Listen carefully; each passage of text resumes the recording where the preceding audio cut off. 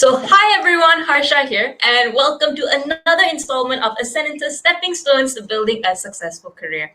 So, for all of you who may or may not know, this is a series of virtual talks by successful individuals from all across the globe, brought to you by Ascendance, with the aim of inspiring each and every single one of you to start taking the steps towards building your own career, no matter what that field could be, whether you want to be an entrepreneur, whether you want to work in a particular industry, or shed light on a particular working culture that you may want to know more about.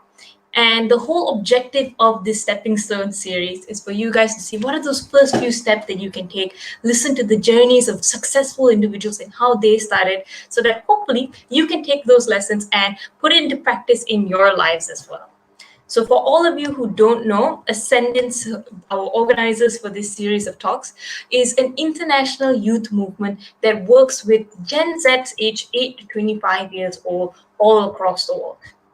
Ascendance, founded in Malaysia, today works with over 13,000 students in 900 communities across 7 countries, and even collaborates with organizations such as the Malaysian Ministry of Education, global organizations and partners to help provide an alternative education platform for any student who wants to discover what they love doing, go out there and get meaningful experiences, and come back and begin their own careers while they're still in school.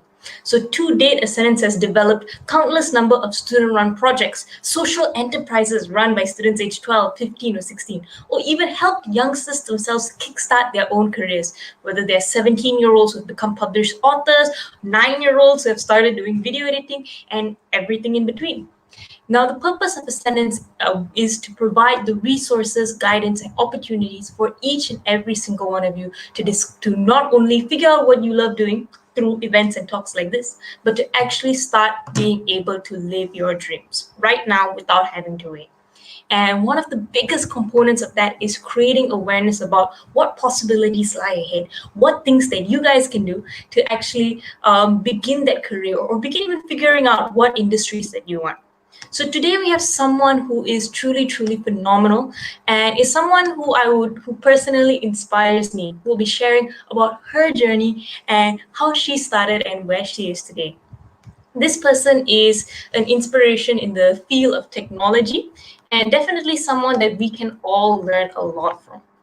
So how many of you have always wanted to know what goes on behind the scenes of your computer? Like literally, how does the technology inside your laptops, how does your technology inside of your phones actually work?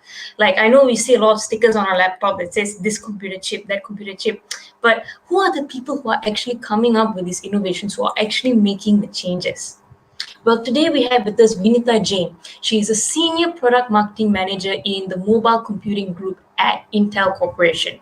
And she leads the group's marketing efforts that span product marketing and management for some of their technologies on mobile processors and platforms, outbound activities, including product launches, social media, and go-to-market activities with equipment manufacturers and third-party hardware vendors. So Vinita is someone who had spent over 10 years in Intel's technology department organization, who even held roles such as their engineering manager of advanced design services, and is also the recipient of the Achievement Award for Intel 10nm Technology Optimization. So even before she joined Intel in 2009, she spent 2 years at the leading tech and company IBM Hardware Labs. So she is someone who is very, very well versed in this whole industry of engineering and tech, and even has a master's degree in an MBA from the Wharton School at the University of Pennsylvania, as well as a master's in electrical engineering and computer engineering from the University of Texas at Austin. And the best part is she's someone who today is very, very inspiring for all of us, for all of the ladies out here in STEM, but also for all of us who want to know more about the field of engineering, who wants to know more about what actually happens or the technology that actually makes us able to use the things that we do in our day-to-day lives. So to hear her journey of how she reached the where she is today, how today she contributes to this tech industry and changes the lives of many people's work, such as you and me, let's invite Vinita onto the stage so that we can hear her story from her herself.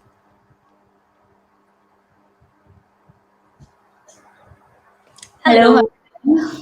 Hi, Vinita. How are you? I'm doing well. How are you doing? I'm feeling very good. I'm having a lovely morning here, but you're actually in, if I'm not mistaken, San Francisco right now. So, how's your evening? I have to ask.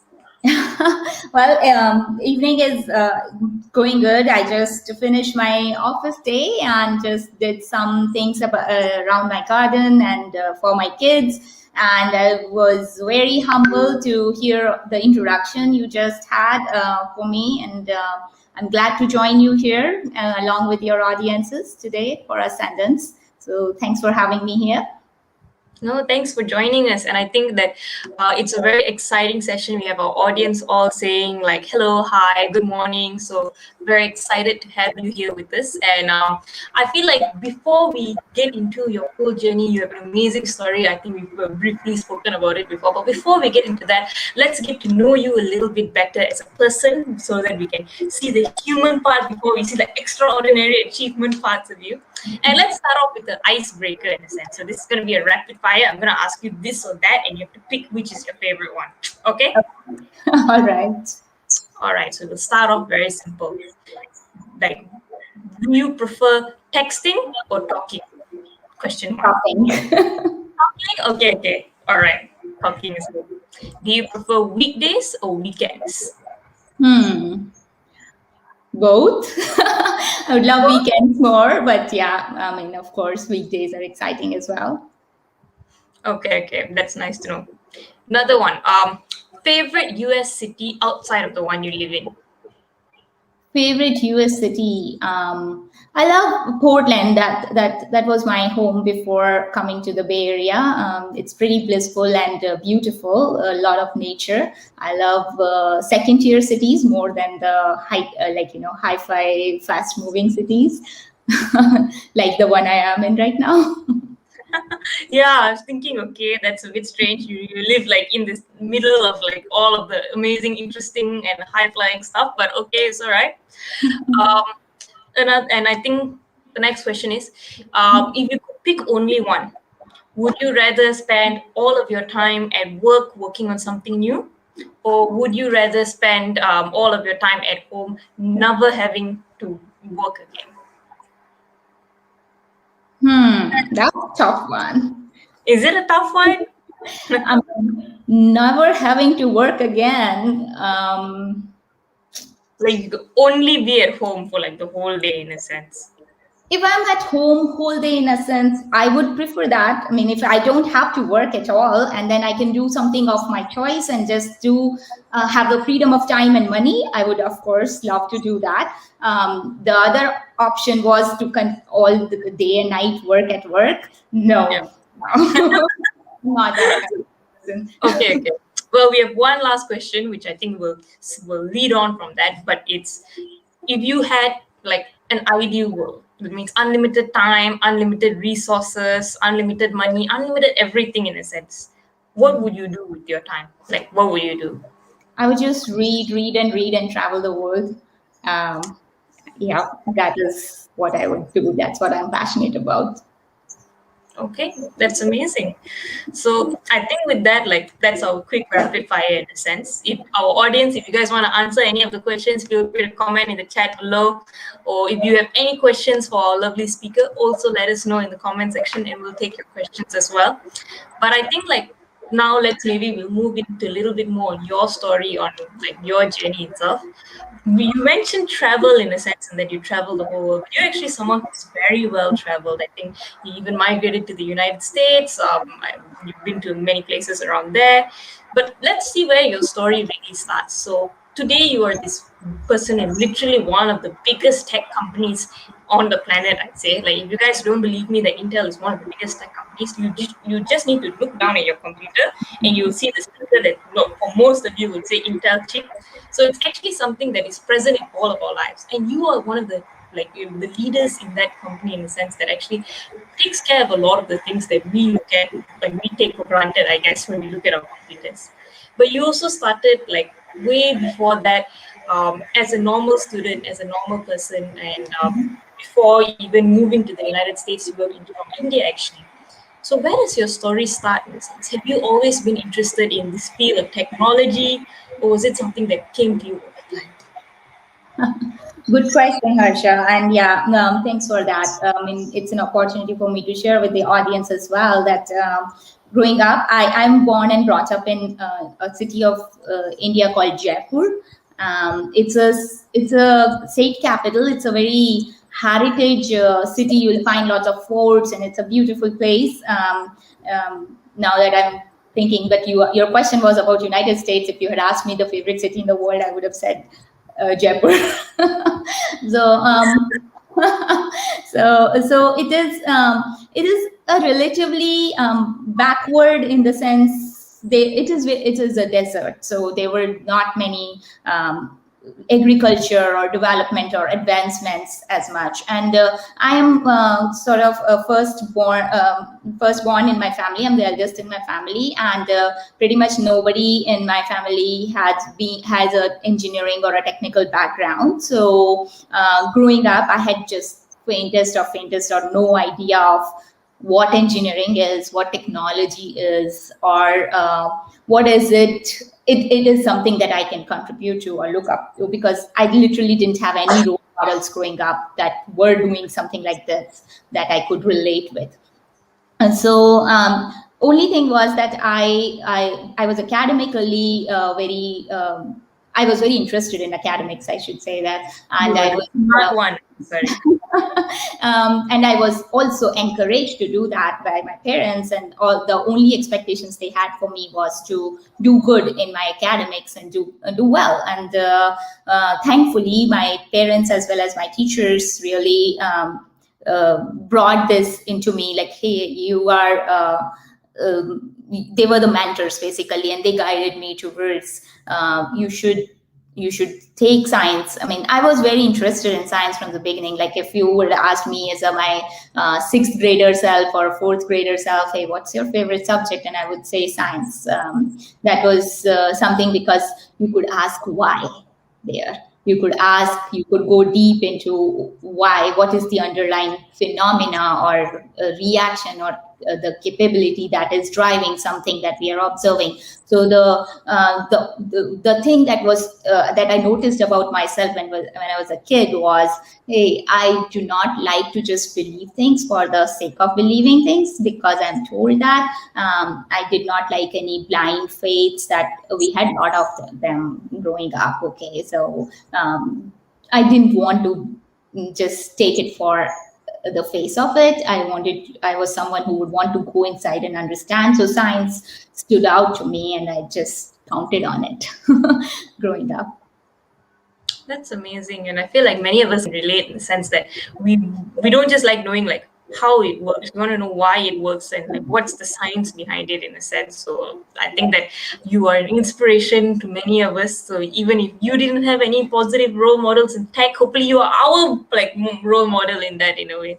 And like building on that, you actually went and studied like a BA in, if I'm not mistaken, engineering, and more specifically to that in like technological, electronic, and communication engineering, which is like very, very big fields and all of that, very interesting stuff. How did you actually like decide to go to this university? How did you actually like even pick that this is where you wanted to go?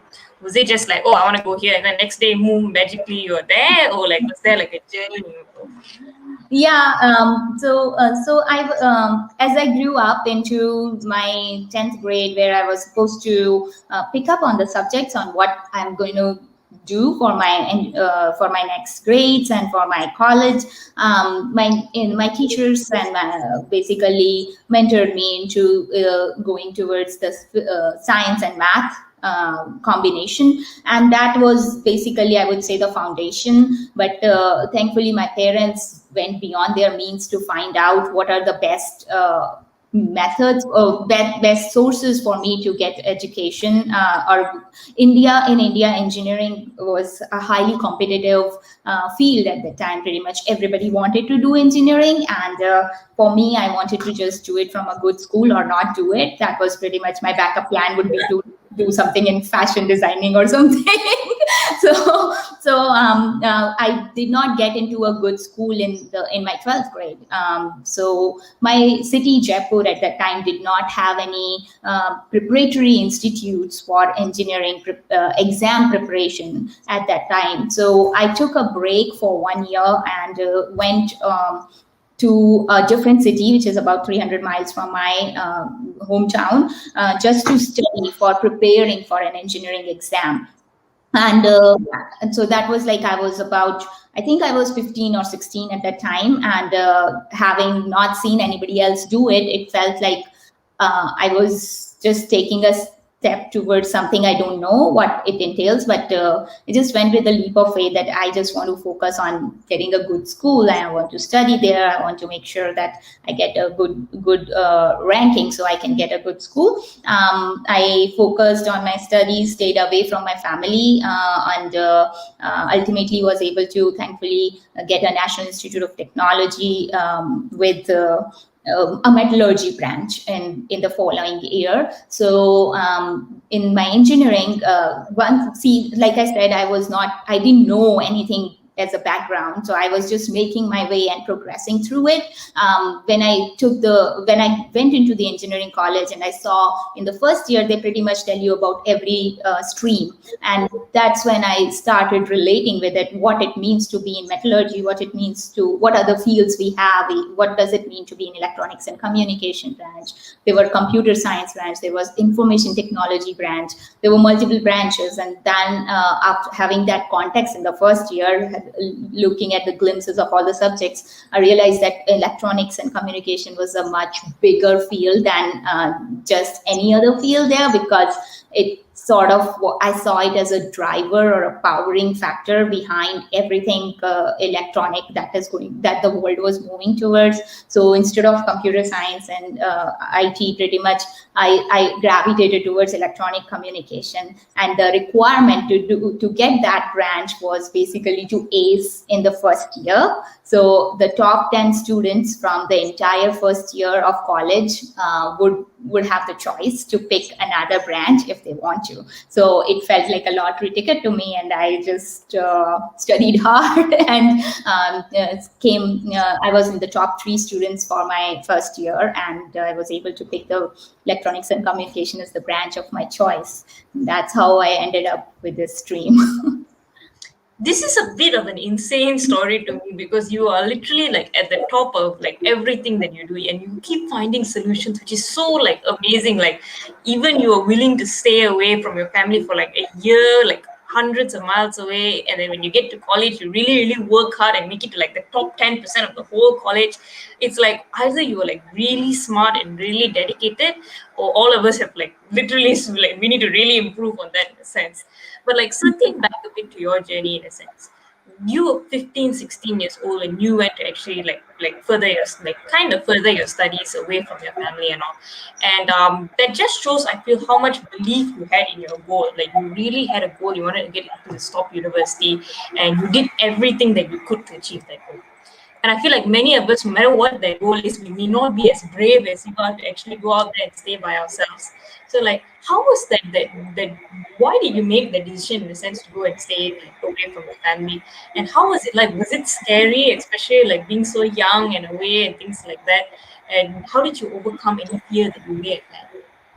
All right. So first of all, I wanted to give a bit of a color to that. Hey, saying that it seems like now that I'm telling my story in the retrospect, it may seem like, oh, you are super smart and you're this extraordinary person, but I don't think so. I literally never thought that way, and I do not think like that even today. My growing up, all I got from my parents was, or from my teachers for that matter, or for anybody, was when I aced the class, or even when I topped in my class, I would get good work, keep it up. Okay, so I I literally never got that. Hey, you're intelligent, or hey, you're smart. I found that that is a thing when after I came to United States, and people started saying those things to me. But growing up, I didn't know I was smart or intelligent or anything. All I knew was it just inculcated a strong belief about hard work in me. because every time I did something, work harder towards something, I was able to get it, and I was able to get the lot of accolades for that matter. Okay, so that just motivated me. Now your question about how did I take that step, in retrospect, I felt like, I think it was pretty fearless of me to just step out of stay away all by myself and do it. But I think at that time I just did not know any other way. If I wanted to get a good school, I needed to compete and excel over everybody else. And my city did not provide that opportunity, or like the infrastructure that was required to prepare that well. And it just shows that I was just so focused on my goal that come what may, I would just do that. And thankfully, my parents were super supportive, who took care of where I would stay, what I will get to eat, and all. And I never bothered about how the food was tasting, or how, if I didn't have TV, I didn't have any other entertainment, weekdays. All my goal was to go to classes, understand the concepts well, and consume all the material, and basically work upon my weaknesses so that I can do well in my competition next time.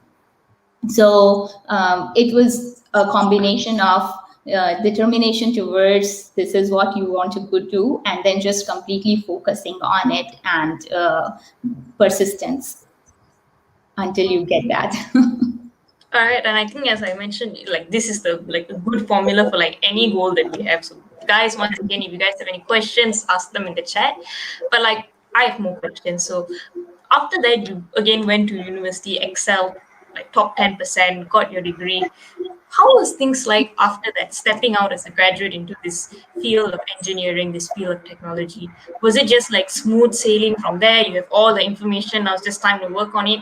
Or were things like different than you expected when you actually started working on projects and activities and all?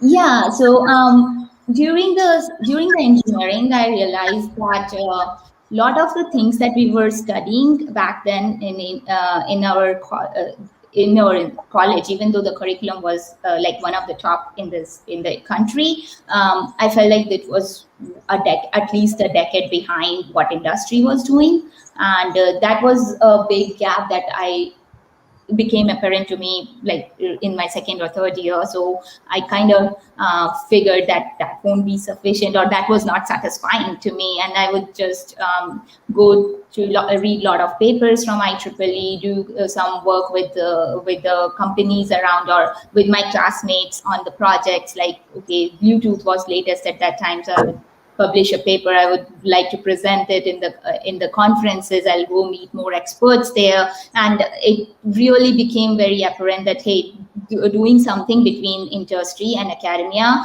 to bring them closer to each other was really required, and that was something that I graduated with, that the sense of, even though I tried to fight and get as much as I can, but when I came into IBM, which was after my undergrad, I joined IBM after a year of work in Paro Systems, which was more software oriented, and I wanted to get back to my mainstream, which was more hardware and electronics and circuit design sort of. So I came to IBM, and then in there I got an opportunity to work on their lead process technology at that time, which was 45 nanometer custom circuit design. And I got an opportunity to come to United States as one of their lead knowledge transfer prep from US to, so there I met these amazing IBM fellows who were super inspiring. They were old. They were probably in their 50s or 60s, and they were working super passionately, like amazing enthusiasm towards what they were doing, that could beat even a teenager's enthusiasm at a point of time. So I was really infected by that. I said, okay, my background, my engineering in undergrad was not enough. I do need to know a lot more. I want to learn a lot more, and that inspired me to take a GRE and do an MS from the UT Austin, University of Texas at Austin, which was at that time also one of the top 5 universities in circuit design and electronics and communication field. that I would say gave me a good, solid foundation in this stream of work, basically. Yeah, and then I joined Intel. Okay, very cool. And I like how you said you met this group of people who were very passionate about working on things, and their passion was infectious in a sense to you. Mhm. And like, but at that time, like meeting these people who probably were very experienced, very passionate, and very excelling in their work in a sense. Yeah. And being someone who was a newcomer, who was young, and things like and so on. How did you actually communicate with them? How do you actually work with them effectively? Because a lot of the students we work with here in the Senate have the opportunities to work with people much older than them who are very, very well versed in their particular industries. It's just that sometimes I feel maybe we're a bit shy to like ask questions, or actually like share our opinions and all. So were you also like the kind of person like us who were a bit like shy, not sure how to talk about it, or did you discover the secret formula of effective communication back then as well? All right. So I am just going through my memory lane and trying to think of what I did, and it is basically a combination of having this strong desire to learn and finding good people around you. So I mean, I mostly approached whenever things were exciting or interesting. I felt that strong desire to learn more, to find out how I can grow myself into that field or grow my expertise or learn more about it. And then find these. I have always found the people are amazing when you approach with a good learning mindset. People who are experts in their field are generally very generous with their time and with their coaching or mentorship. So I was very fortunate to have the mentorship from Mark and Manjul, who were my mentors in IBM US at that time, to actually guide me through what I needed to do, what I need to learn, and how can I build myself into this field. So yeah, that has been my formula even till today. I mean, I still have a lot of things that I need to learn, and I still count on my mentors and my seniors to guide me and support me through it. Um, Okay, cool. And like you mentioned, after that you joined Intel, like moving out of like your MS degree and all. And again, Intel, one of the biggest companies in the tech industry, and you joined as a senior circuit design engineer. So tell us a little bit about like how those early days of starting were, and like what were the projects you worked on? Because I feel like this sounds very cool, it's like senior circuit design engineer. But I feel like half the people who are listening probably are not sure exactly what that means in a sense. Of course, it's something we all would aspire to do. I think we're all imagining you in the lab with the microchips and all of that. But like, how actually was it like, and how was that navigating the initial part of your career with Intel? Sure. So I joined Intel right after my master's from University of Texas, and since it was a master's, the title I got was basically a grade 5, which is a couple of grades above the undergrad degree people. But when I joined, it was a whole different world for me because I came from India, and this is an advanced high, like what do you call, a corporate culture, and in US, where people are much more assertive, much more vocal, and the culture played a little bit of a role in the beginning when I came in, because I was coming from back from India, culture where people are supposed to be, especially women, are supposed to be a little more I don't know the right word, not always very out forthcoming, A not little bit always, more reserved in a a sense. bit more reserved, a little bit more humble. My humility could be sometimes construed as a lack of confidence, and I just had my own biases about what people are expecting from me or thinking about me, and that all played a role. And as well as it was a very advanced technology group that I was working into, and they were working on this cutting edge technology to push up the Moore's law. I was given the responsibility to basically bring more a new skill set into the team to do the foundation of this group, who is going to push the circuit design to the next level. Basically, if you can understand, bring doubling the density of transistors on a chip so that you can function more, you can put in more functionality, so your computers can do much more than what they can do today with much less power and at a much higher speed, if you can understand in a very simple term. So that was the basically our goal. But what people were doing around and everything that they were talking about, pretty much everything went over my head.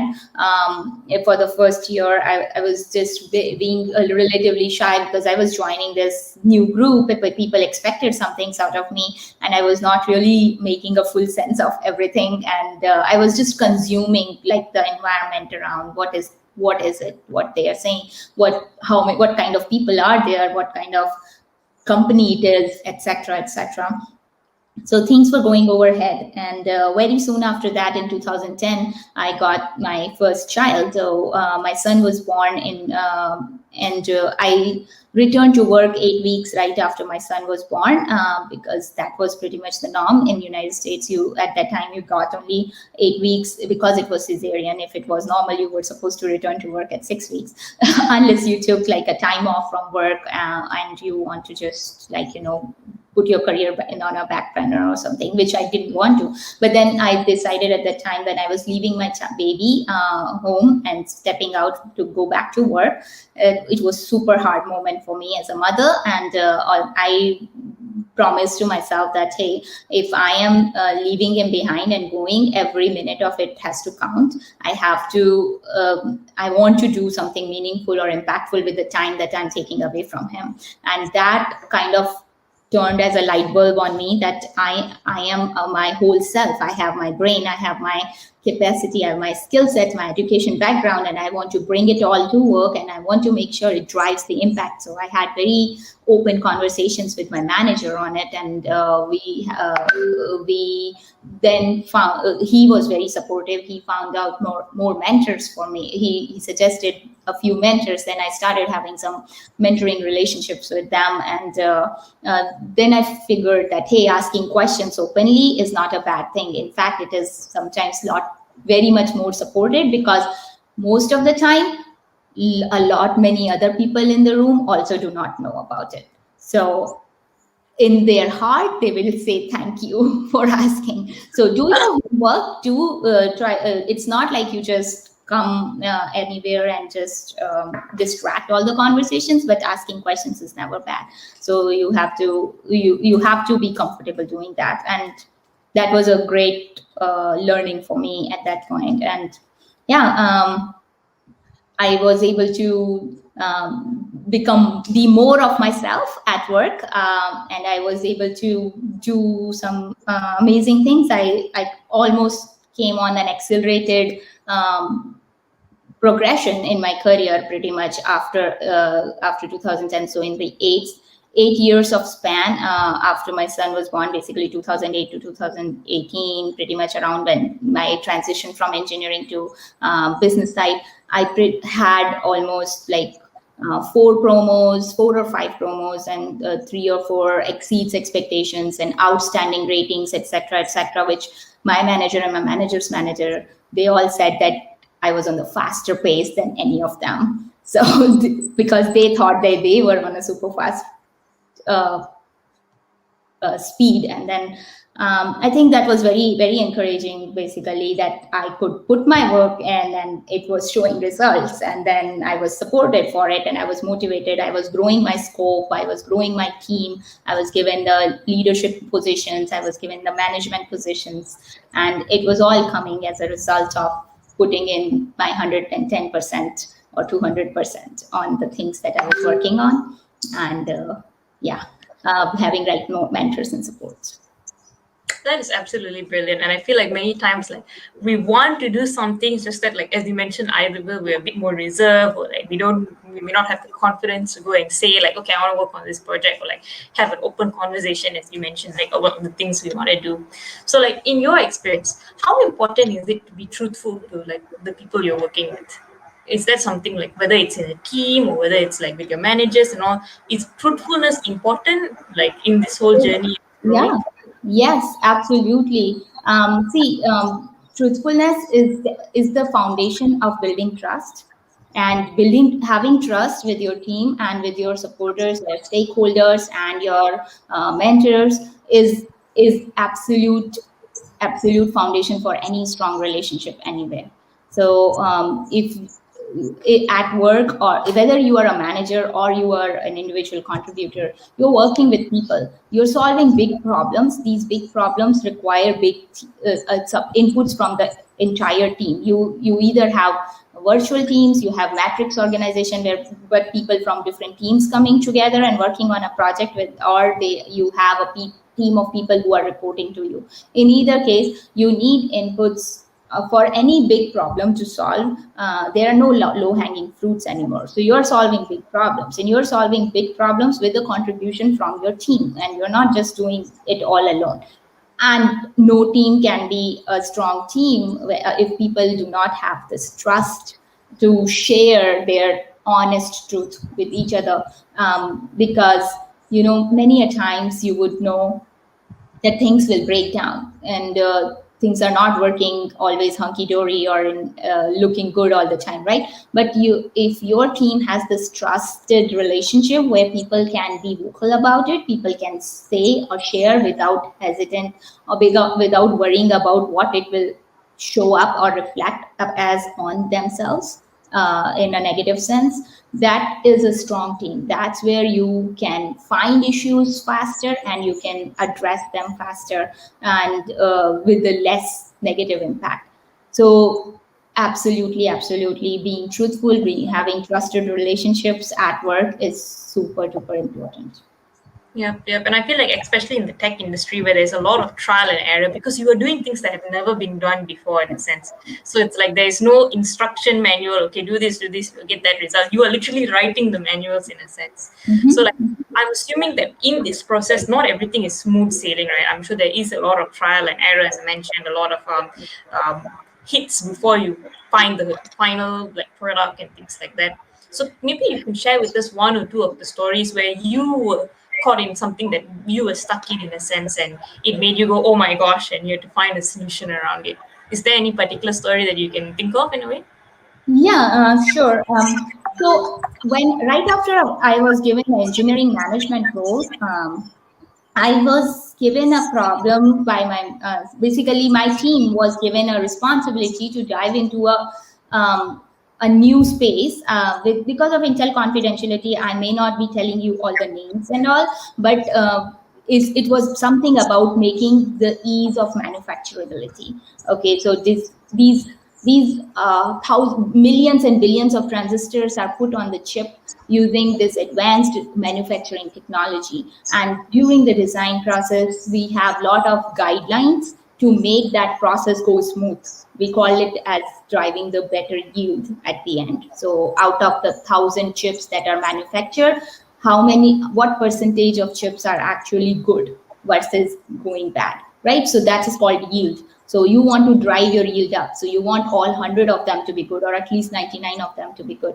So my team was given this responsibility, but this was a new field for all of us because we were working on something else before that, and nobody in the team had the skill set or the knowledge about how to go about it. And I was the manager, so I was the leader of them, and I myself didn't know anything about it either. So this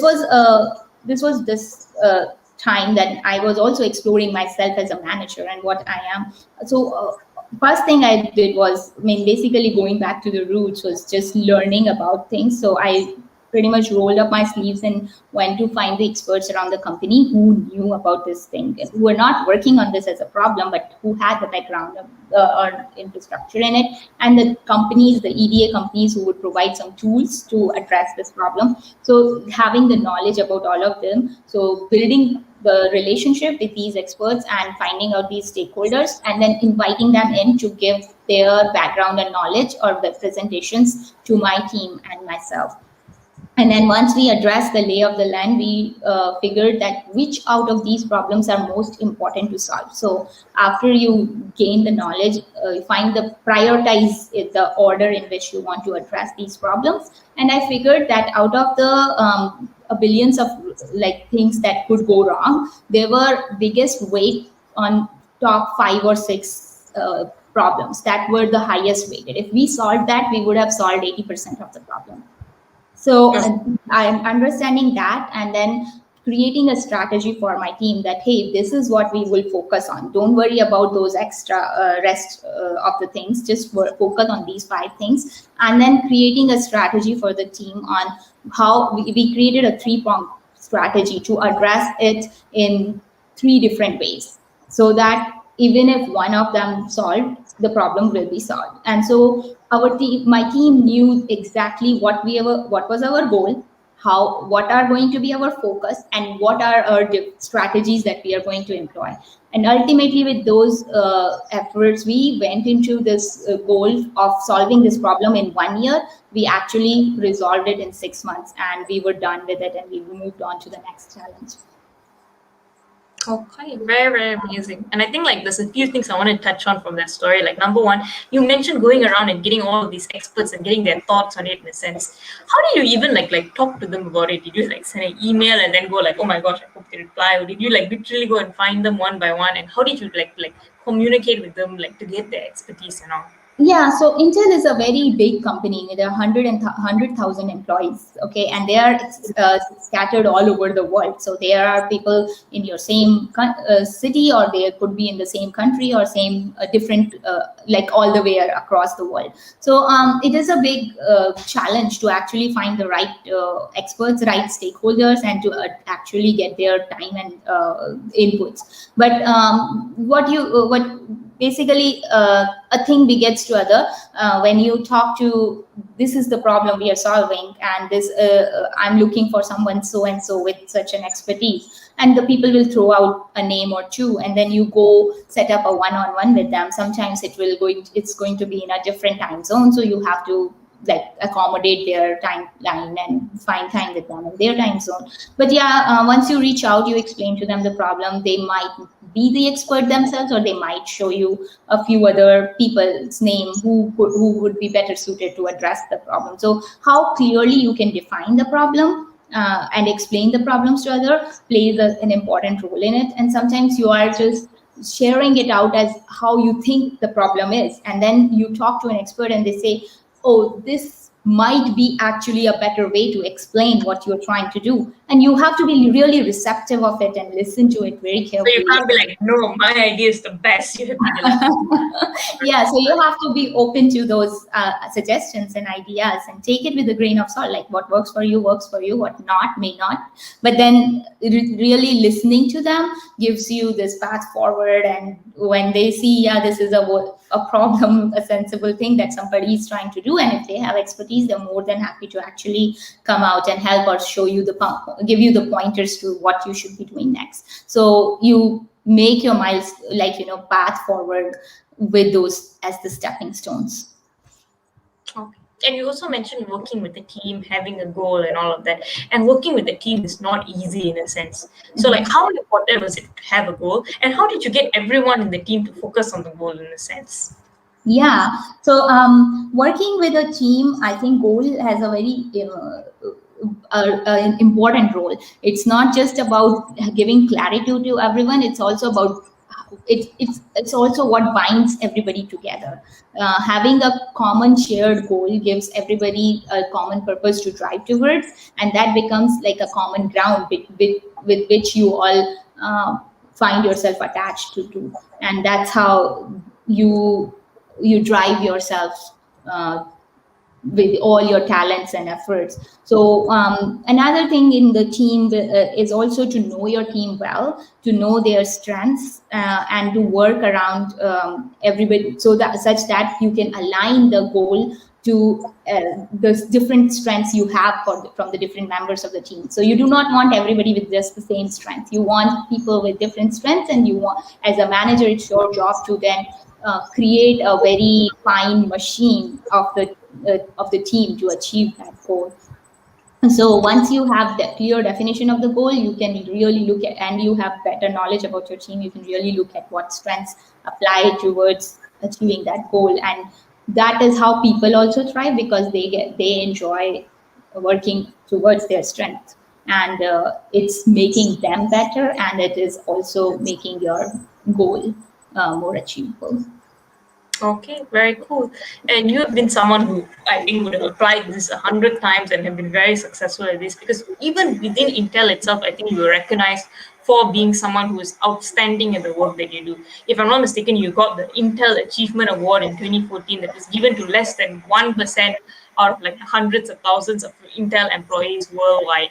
So how did you even like build yourself? Yes, this is a picture I think of you receiving the award, which is again very very cool and mind blowing. And out of 100,000 people, you're in the top 1%. That's brilliant. So like, how did you like even achieve this in a sense? Like, what was it about you that enabled you to make such a big achievement? And how did it feel once you got it in a sense? Yeah, so I think this is a combination of the being at the right place at the right time. Okay, so it's not just like the other 100,000 are not as capable as me. I would say it is a team effort, definitely. So you see the whole team as well, and the fact that we were trying to push, we were solving a really hard problem. Okay, and it took years of effort. So this award came in 2014, but the seeds were planted since 2009 when I was giving this challenge of pushing the density of Yes, oh my transistors. gosh. How do you fit more transistors on the chip? And this whole team, we came together, and it was the years and years of effort.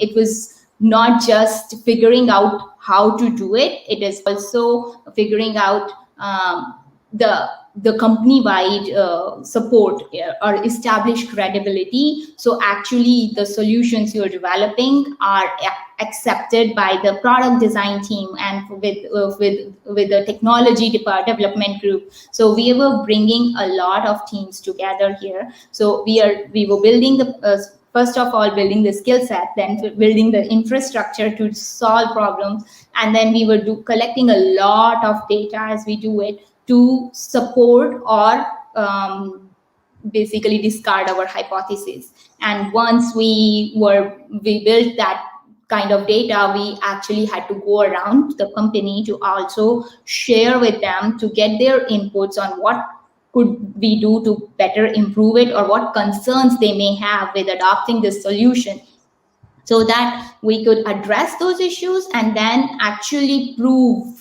the solution as a proof of concept on one of our designs. So you see, our graphics partner is also in that award ceremony, who was actually had played a strong role in believing in us, working with us, and actually showing the results. And so it is a teamwork. It is a lot of effort from everybody that was put in, and to make something like that big possible.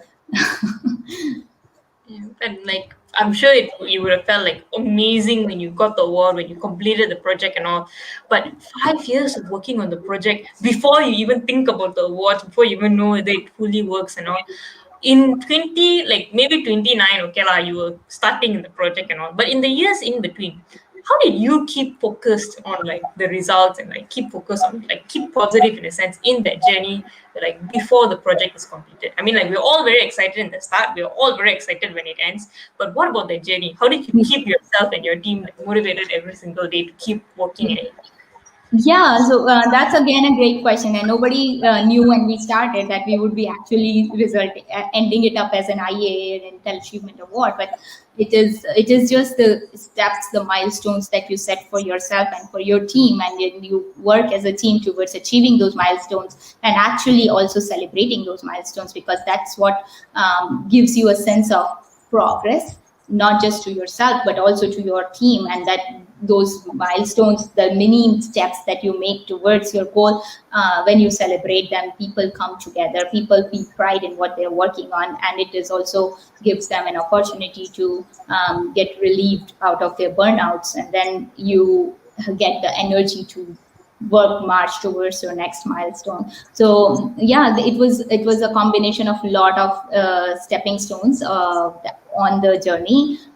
There were a lot of failures also, so you would be compassionate and kind to everybody around and yourself as well, that you're solving hard problems. So it's not that it will always be like everything you do, you press a button and the things will work out, right? So you have to be okay with the failures on the process as well. But yeah, you just apply the persistence, the grit to and the perseverance to actually continue with towards yeah, you feel bad one day, you shed off your fears and tears and all, and then you rise up again to face it the next day.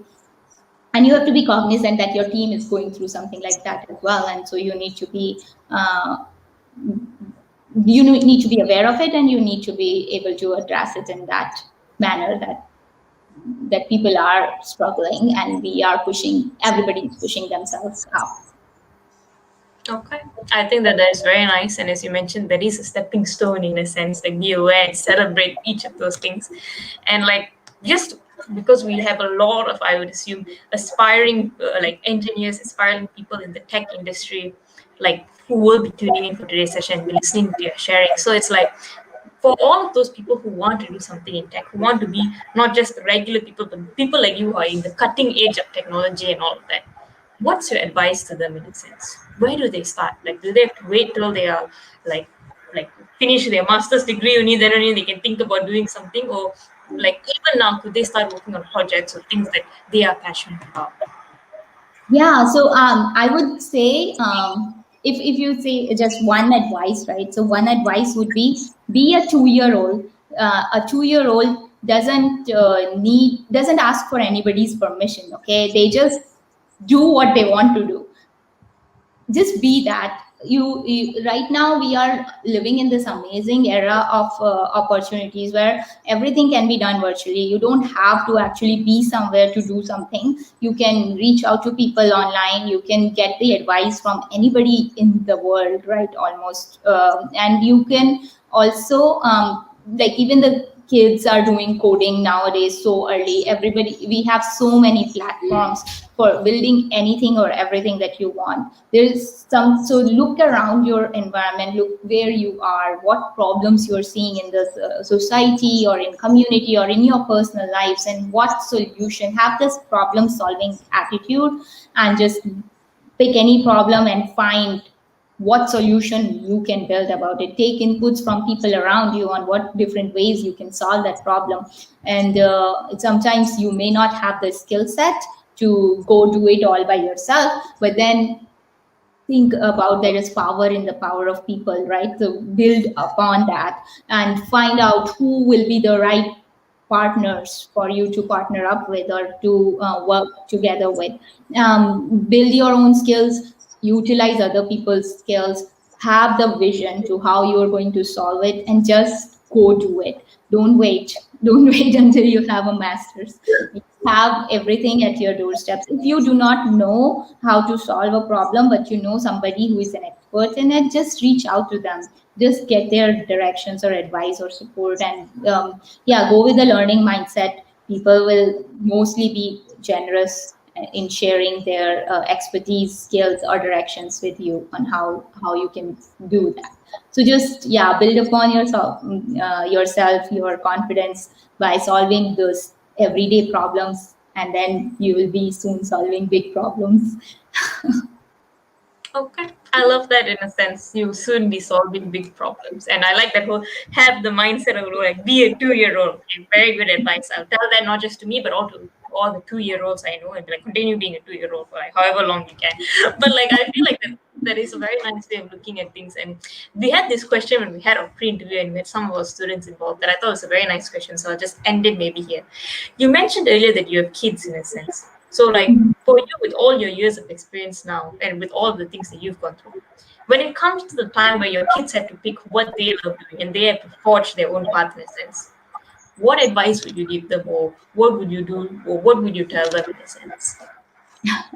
So yeah, I have a 11-year-old son and 5-year-old daughter. So they just my daughter just started kindergarten and my son just started his middle school. So yeah, they are growing fast, and they are growing good. They're growing in a whole different world than what I grew up into.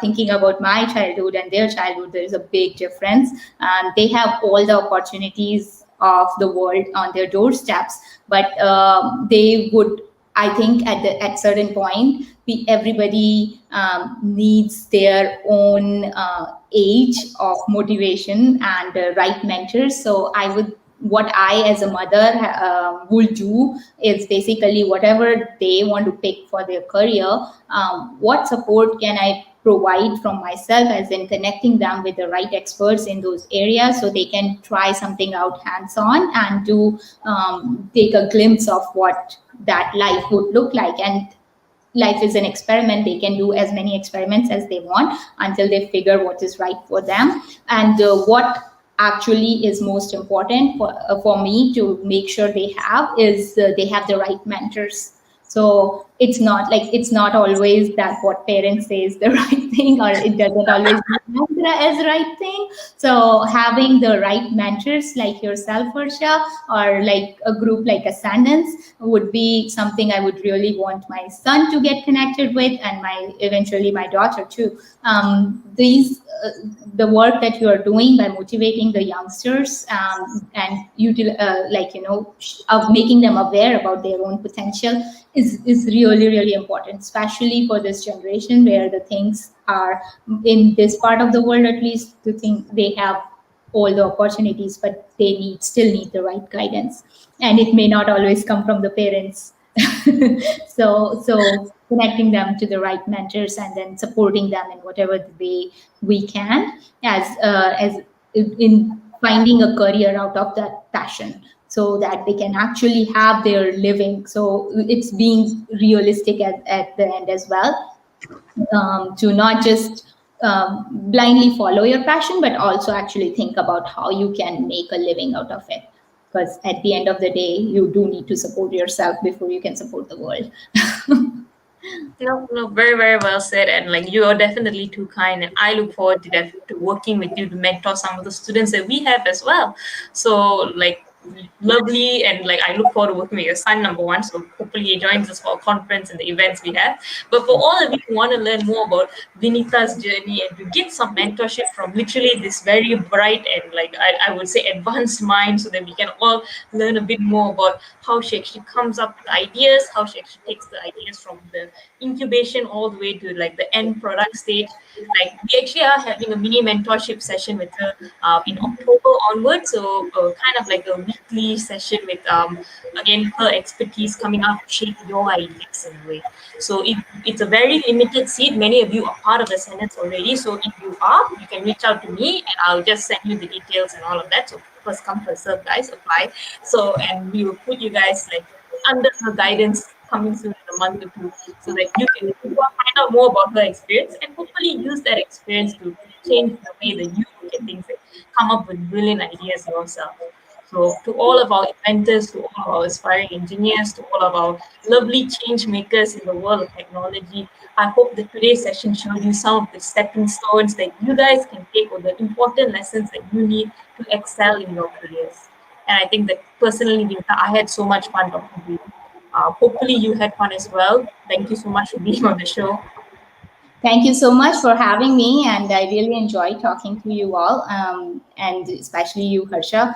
And yeah, I'm definitely very passionate about mentoring especially the people in STEM, people who want to do something from ground up, create some products out of your ideas. So whatever you guys think I can support you in, please feel free to reach out to me through Harsha or through my email or my LinkedIn. So Harsha, please feel free to share with them. Yep, will do. So once again, everyone, thank you guys so much for joining.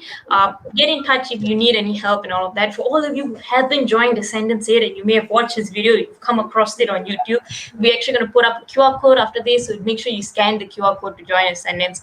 Get involved in our upcoming events. If you want to support Ascendance or get a little bit more intense events for only, I think, 100 ringgit a year or 25 USD a year, you can actually get access to our 50 over live events, programs, and activities that is available for you as well. So find out what works best for you. Join us for our conference that's happening in September. It's fully sponsored as well. But get in touch with Ascendant so that we can work with you guys and shape your ideas, so that hopefully you guys can go out there and build the future with the amazing things that is in your brain right now. So with that, I think that is the end for today's session. Thank you once again, Vinita. It's been absolutely lovely talking to you. To the rest of you, I strongly urge you to join her session, to join us here at Ascendance. And without further ado, I think that's the end for today. So thank you guys all, and see you next time. Bye. Thank you. Bye bye.